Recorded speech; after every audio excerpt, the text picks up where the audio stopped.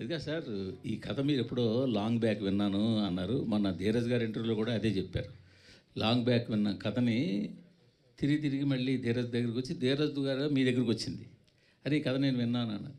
అసలు మీకు అంత నచ్చిన కథ మొదట్లోనే అప్పుడే వచ్చినప్పుడు ఎందుకు దాన్ని ఎందువల్ల వెనక్కి వెళ్ళిపోయి మళ్ళీ ఈ విధంగా రావాల్సి వచ్చింది? మధ్యలో ఫస్ట్ వెబ్ ఒరిజినల్గా తీద్దామని అనుకుని మొదట్లో విన్నానండి. విన్నప్పుడు ఒక బడ్జెట్ ఏదో అనుకున్నాం. దానికి దీన్ని మంచి సినిమాగా అలా తీయడం ఇది కరెక్ట్ కాదు. మంచి యాక్టర్స్ కావాలి, దీన్ని సినిమాగానే తీద్దాం అని అప్పుడు పాజులో పెట్టాం. ఆ సినిమాగానే తీద్దాం అనుకున్నప్పుడు అప్పుడప్పుడు ఈయన కనపడుతున్నారు, నేను అడుగుతూనే ఉన్నాను. ఈ మధ్యలో ఇద్దరం తీద్దామని ఇంకో కథ మీద కూడా వర్క్ చేశాం.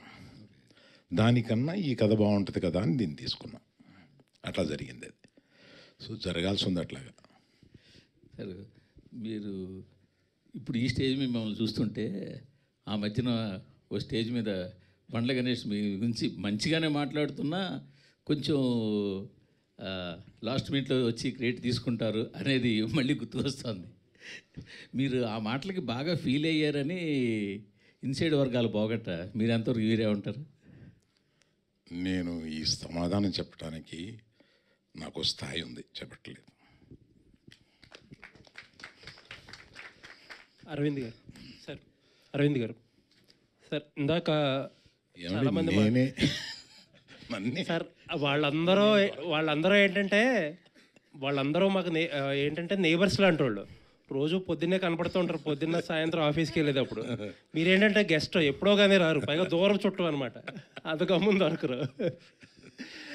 చెప్పండి. సీట్లన్నీ వేసారు, నేను సెంటర్ సీట్ తీసుకున్నాను. సార్, అది గీతార్ట్స్ అంటే 50 years లెగసీ. ఎన్నో మీరు అన్నారు ఇందాకే 1.5 నుంచి 3.5 అంటే కోట్లు సంపాదించారని చెప్పారు కాబట్టి ఇంకా కొత్తగా చెప్పడానికి ఏం లేదు. అలాంటి గీతా ఆర్ట్స్ ఎందుకు సేఫ్ గేమ్ ప్లే చేస్తున్నారు ఈ మధ్యకాలంలో? ఎందుకంటే మీ నెక్స్ట్ తరం జూనియర్స్ అందరూ యాక్టివ్గా సినిమాలు చేస్తున్నారు. అరవింద్ గారు ఎక్కువగా ప్రజెన్స్లోనే ఉంటున్నారు. రిస్క్ తీసుకోవడం అంటే ఇప్పుడు కూడా చాలా యాక్టివ్గా ఉంటారు, బట్ రిస్క్ తీసుకోవడానికి ఇప్పటికి అరవింద్ గారు భయపడుతున్నారా? అంటే మీరు రిస్క్ని నిర్వచించండి సార్. అది మీరు నిర్వచిస్తేనే కరెక్ట్గా. నేను ఇది రిస్క్ కింద ఫీల్ అవుతున్నాను. మీరు ఫైనాన్షియల్గానే మాట్లాడాల్సి వస్తే ఇది రిస్క్గా ఫీల్ అవుతాను. ఫైనాన్షియల్గా అనుకుంటే మీరు ఫైనాన్షియల్గా కాకుండా రిస్క్ తీసుకోమని ఇంకేదైనా చెప్తున్నారు. Every film is a risk, for every producer it's a risk. Risk గ్యారంటీలతోటి ఇక్కడికి వచ్చేది ప్రేక్షకులని గ్యారంటీ ఏది తీసుకురాలేండి. ఎవ్రీ ఫిలిం వరుస హిట్స్ కొట్టిన డైరెక్టర్స్ కానీ బ్యానర్స్ కానీ వాళ్ళకి ఫస్ట్ సినిమా పడుతుంది అని అంటే లోపల దాడి ఉంటుందండి ఎవరికైనా. సో రిస్క్కి నిర్వచనం వేరువేరుగా ఉంటుంది. అంటే మీరు స్ట్రైట్గా 400, 500, 600 కోట్లు పెట్టి మీరు ఎందుకు సినిమా తీయటం లేదు అనే ప్రశ్న ఉంటే అది స్ట్రైట్గా అడగండి. సరే చెప్పండి సార్, అలాగే చెప్పండి. మళ్ళీ మీకు కాదు, ఇంకోళ్ళకి ఇద్దాం. లేదు చెప్పండి, చెప్పే కదా వేరే వాళ్ళకి ఇస్తా బైక్.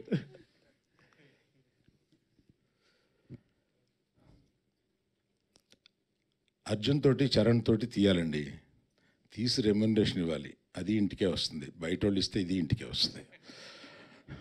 నాది నేను ఇచ్చుకోవడం కన్నా బయట వాళ్ళు తీసుకుని బయట వాళ్ళు డబ్బులు కలెక్ట్ చేస్తే బాగుంటుంది అనుకుంటున్నారు.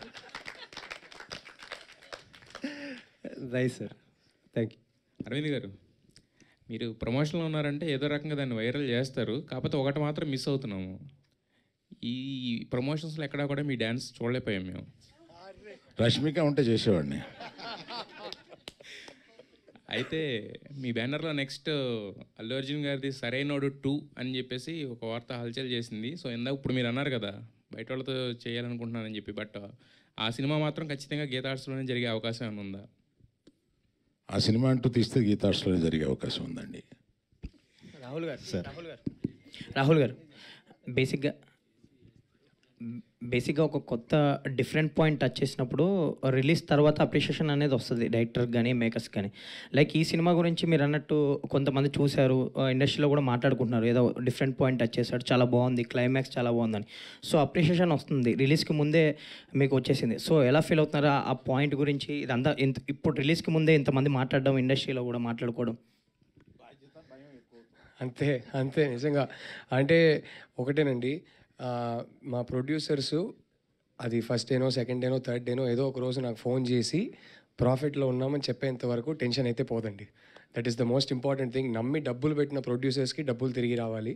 సో అప్పటి వరకు ఖచ్చితంగా టెన్షన్ ఉంటుంది. అండ్ అంతకన్నా జనాల దాకా ఇంకా వెళ్ళలేదు కదా. సో జనాల దాకా వెళ్ళేటప్పుడు వాళ్ళ రియాక్షన్ ఏముంటుంది, వాళ్ళు ఎలా రిసీవ్ చేసుకుంటారనే టెన్షన్ అయితే ఎప్పుడు ఉంటుందండి.